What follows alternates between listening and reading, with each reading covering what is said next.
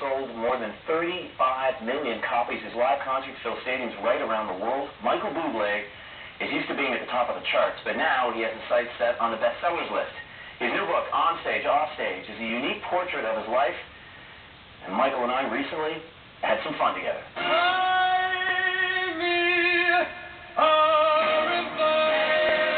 Michael Buble is currently the biggest male solo artist in the world. The biggest? Did you? Seriously. Like, it kind of hit me. I opened the book and I read the inside flap, and there it is. What does it say? It says you're currently the biggest male solo artist in the world. That can't be true. Well, they that's printed there. I think it says I'm the slowest male artist in the world. Come on, take it. This is, I mean, it's really something. And if you can't write anything, I don't even know if that's true. They can write that stuff. I think it's okay to write that and say that because you're very honest in this book about how hard you worked. You know what? I will start here with you, Seamus. I will say this, that, you know what, this book, when the idea came, it was basically for the UK only. Yeah. It was a picture book. It was going to be a coffee table book. Basically, a bunch of pictures, a very brief synopsis of my life, a small biography. So that's what we did. We had this idea frame, there's a great photographer come, and he just basically followed me around everywhere I went. You don't even like getting a picture taken, you say? He did, but he was really cool, because he was never kind of in the way. It became more of a biography or autobiography than you'd expect. To be honest with you, man, I want people to know how light it is. Because the truth is, I just feel like it's way too egotistical for me to come out with a memoir at this time of my life. I mean, I'm still too new, you know. I think it's really crazy. Yeah, but give me 10 more years, and that'll, you know, I think that I have to earn my chance, my time, you know, to be in this business long enough and to sort of cement my reputation and my image enough to, you know, to then put out a memoir. Because right now it's just too early. My favorite part is when you say, at my lowest point, I considered broadcaster.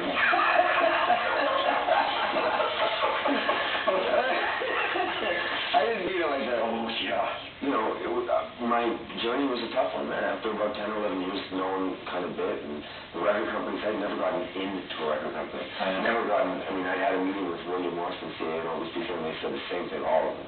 They said, you're a nice kid. We don't know what to do with you. So, of course, you know, at some point I thought, you know, I want to have a life. One day I want to get married and have kids, and I'm going to have to get a job. And so why not, you know, if this isn't going to work, if something isn't going to work, why not go for a job, like I said, that pays and has millions of people loving you? Broadcast journalism. Did anybody ever tell you that you do not have to wear clothes going into a pool? Like, what's with that? Every second picture is like you going into a pool. Well, no, one picture is me in my suit in the pool, because I thought that was pretty cool. Yeah, it is. And then the other picture is you can do that. You go above the suits. Yeah. My other picture is my wife, who wasn't supposed to throw me in the pool. Right. And we were having this little, like, he says, why don't you run around the pool? And you look very sweet. You know, chase her around. Yes, it's quite natural. And so I chased her around, and then my wife, being the evil genius she is, yes, the evil genius, I was standing, and she went like, and pushed me. And I have that kind of smile, like, oh, you're so cute. When really I'm thinking, like, stupid. You know, you guys. My favorite shot right here. Yeah, I flagged that one. You flagged that one? Can I tell you, man? So she bought this pig for me, because she always called me Chanchi, which I don't think it means something that, well, it means piggy. Let's say piggy. Piggy boy. And she bought me this pig from Christmas, because she kept saying that it looked like me. Yeah. And people keep talking to me and calling me and saying, like, oh my God, it does look like you. But I don't know. Does it look like me? I think so. Maybe after a hard night out, but it's kind of got those eyes that are doing that kind of. Thankfully, you have different noses. Yeah. Well, pretty much. All right, let me ask you this seriously. You guys are very, very private in your relationship. You. Pull back the curtain. I mean, you know what? I'm not afraid to talk about the fact that we're passionate about each other. That when we're in love, we are so in love. But when we are fighting, we're passionate people. It's like there's nothing in between. And you've already said that, you know, your kids someday, you know. Yeah, I really would like. You know what I want? I want for her to be able to get as much as she can out of her system. I want her to live life. I want her to work and to party and to be young and to make mistakes and to grow she's ready, then it would be great to have kids. But I surely don't want to sort of, take away her youth or push her into something that she's not ready for. I think that, all my friends that have kids, Seamus, they all say the same thing. They say, like, it's just the most wonderful thing that I've ever done. Yeah. And then they say, but just wait. What drove you to take that picture dressed as Justin Bieber? It's kind of disturbing.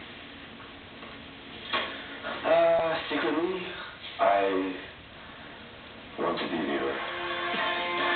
Bieber's got a good life. I'm not joking. Sometimes when my wife leaves, I'll just put that wig on and I'll sit in the mirror and I'll do a bunch of moves and stuff like that.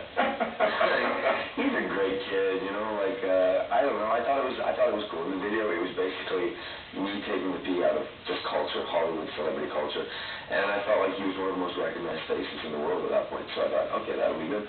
And I got to meet him a couple times. He's a nice kid. Yeah. He's a talented kid. I mean, I can't. It's weird with a lot of these pop acts. I will, privately totally say they suck and say why are people listening to that crap and blah blah blah blah. But the kid is a talented kid. You got a Christmas album coming out. Yes, I do. And so a dream come true for you, eh?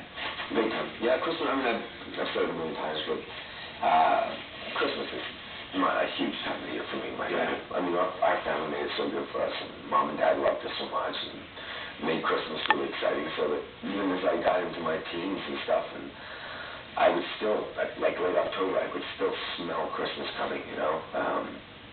And Bing's playing. Bing always been playing through the house. And this is the most important record of my life, man. Really? Yeah, I think so. I hope so. I mean, if I've done it right, which I think I have, this could be my legacy. When I'm gone, gone, and the hit songs or whatever are being sold for 20 cents in some record store. I hope that kids wake up and have this record playing in their house just like I did when my mom had the Bing Crosby record. Have a holly jolly Christmas. It's the best time of the year. It's a huge honor for me to be invited into millions of people's homes this year. Yeah. To share such a special time with them. And I'm really about Christmas. I mean, I always have been, I always will be. I just love the holiday. How did you pick the songs? Well, the thing is, I walked in with concepts that I thought about the last, 36 years of my life. Yeah. I knew exactly what I wanted to do on many of the songs. I'd walk in and say, okay, let's, for instance, White Christmas. I walked into David and I said, okay, I want a White Christmas. I said, I see it as a duet. I'd like to have Shania Twain. That's brilliant. And he says, well, what do you mean? And I go, he goes, that's a weird duet song, and it's a ballad. And I go, no, I watched Home Alone too many times when I was a kid. And there's that Drifters version, that and I said, that's how I want to do it. I'm dreaming of a white Christmas.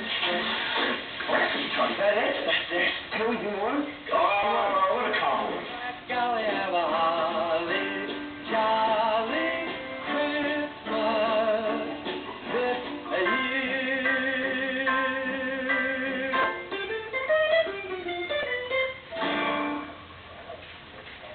There it is. How massive is that album going to be? It's great. Buble and Christmas. You didn't even get a copy. It's that cover. They took it out of my head. I couldn't believe it. They were like, no, we only have so many copies in Canada, and, we need these for... but you know what? We'll download it. And that Christmas album, Legally. he's right, that will be part of the legacy thing. And because I remember, well, with anybody, they had their Christmas music. I mean, in our house, it was Bing Crosby. And same with him. Bing, bing, bing. Anyway, you know what? He's the most sincere guy. I just love talking to him.